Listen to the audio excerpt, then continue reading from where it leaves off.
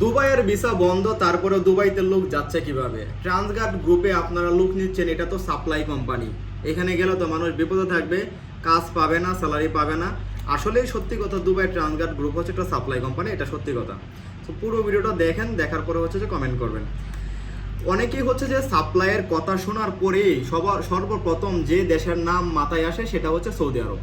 অনেকে ভাবে যে সৌদি আরবে তো সাপ্লাই কোম্পানি বলতে আমরা এটাই বুঝি যে কাজ পাবে না, খাওয়া পাবে না, থাকা পাবে না, রাস্তায় রাস্তায় ঘুরবে, ওই দেশ পার করে ছেড়ে দিবে।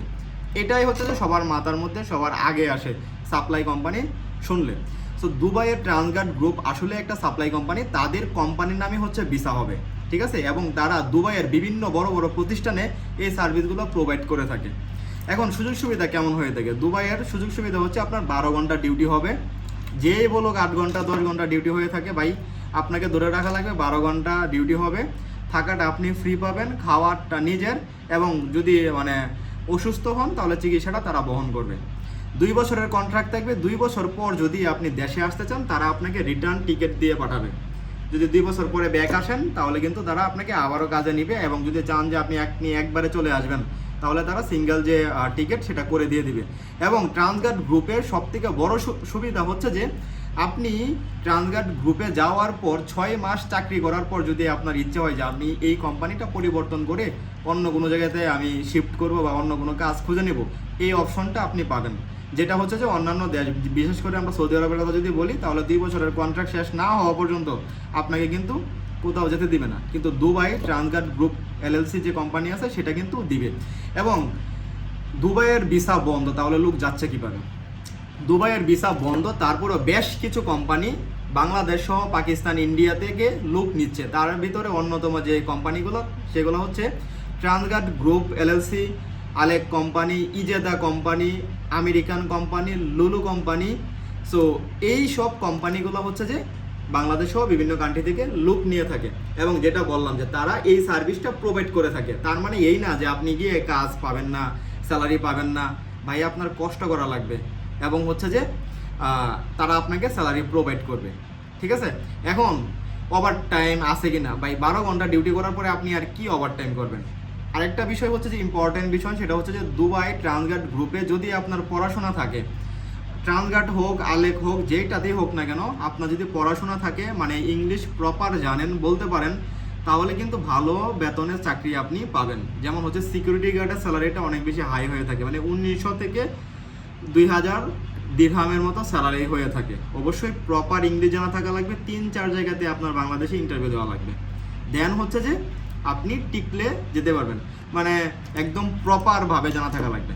আর এছাড়া অন্যান্য যে কাজগুলো আছে, যেমন দানাটা loader, aircraft cleaner, airport cleaner, general worker, construction helper, ছেলে মেয়ে উভয়ই কিন্তু যেতে পারবেন। সো এইগুলোতে স্যালারি কেমন হয়ে থাকে? সর্বোচ্চ স্যালারি হয়ে থাকে 1000 থেকে 1200 দেরহামের ভিতরে স্যালারি হয়ে থাকে। এবং কোনো কোনো কাজে হচ্ছে আপনার 1000 টাকা দিবে, হচ্ছে 1000 দেরহাম দিবে হচ্ছে আপনার স্যালারি, এবং 150 দেরহাম দিবে হচ্ছে আপনার খাবারের জন্য, থাকাটা ফ্রি পাবেন। সো এই যে একটা কনসেপ্ট যে দুবাইয়ে হচ্ছে যে সাপ্লাই, ভাই আপনি যদি ক্রোম ব্রাউজারে গিয়ে যদি লিখেন যে দুবাই ট্রান্সগার্ড এলএলসি, একদম বিস্তারিত বের হয়ে যাবে। ইভেন আপনি যদি চান যে আপনি দুবাই ট্রান্সগার্ড গ্রুপ এলএলসিতে নিজে নিজে আবেদন করবেন, তাহলে ওইখানে যে লিখেন যে আপনি কিভাবে আবেদন করবেন, বাংলায় গিয়ে লেখেন, সুন্দরভাবে আপনাকে কিন্তু প্রম্পট লিখে দেবে যে আপনি কিভাবে আবেদন করতে পারেন, কিভাবে আপনি আবেদন করতে পারেন। এবং এই কাজটা যদি আপনি বাংলাদেশ থেকে কোনো এজেন্সির মাধ্যমে করান, তাহলে তারা এই রেট বাড়বে, মূলত রেট বাড়বে, বাড়ায় নেবে। এটা তো স্বাভাবিক, কারণটা হচ্ছে যে তারা এই কাজটা কিনে আনে, ডিরেক্ট কিনে আনার পরে হয়তো বা তারা এটা সেল করে, সেল করার পরে হয়তো আরেকজনের হাতে যায়, আরেকজনের হাত থেকে হয়তো আপনার কাছে আসে।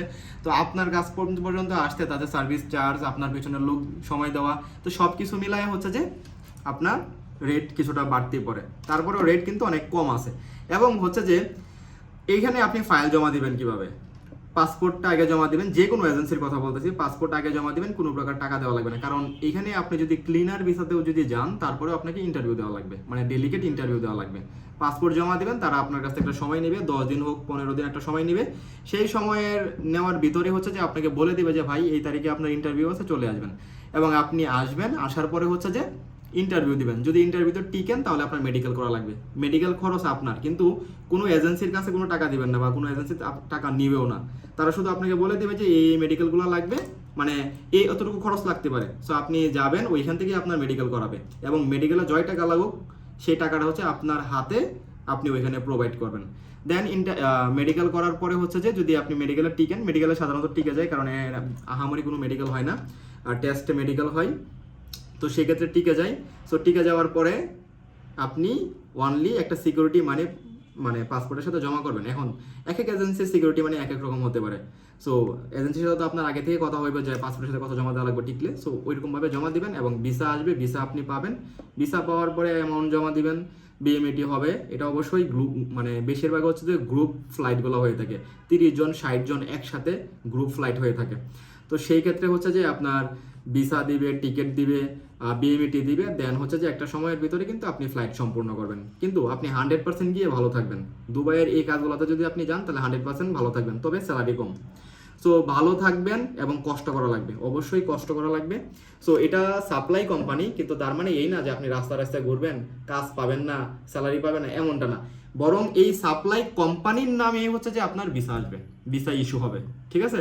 এবং ওদের অর্গানাইজেশন হচ্ছে বিশাল একটা বড় কোম্পানি, এবং এইখান থেকে তারা সার্ভিস প্রোভাইড করে, বড় বড় কোম্পানিতে সার্ভিস প্রোভাইড করে, যেমন হচ্ছে এয়ারপোর্টের মতো জায়গাগুলোতে সার্ভিস প্রোভাইড করে থাকে। যাদের ইংলিশ ভালো সিকিউরিটি গার্ড তাদেরকে এয়ারপোর্ট, তারপর হচ্ছে বড় বড় যে কোম্পানি আছে সেগুলোতে দিয়ে থাকে। তার মানে এটা না যে সেই সৌদি আরবের মতো আপনি গেলেন, সাপ্লাই কোম্পানি বলতে আপনাকে রাস্তা ছেড়ে দিছে, আপনি আর কিছু জানেন না, কান্নাকাটি শুরু করছেন, দেশে আসতে চাচ্ছেন বা কারো সাহায্য নিয়েছেন, এই ধরনের কাজ কিন্তু না।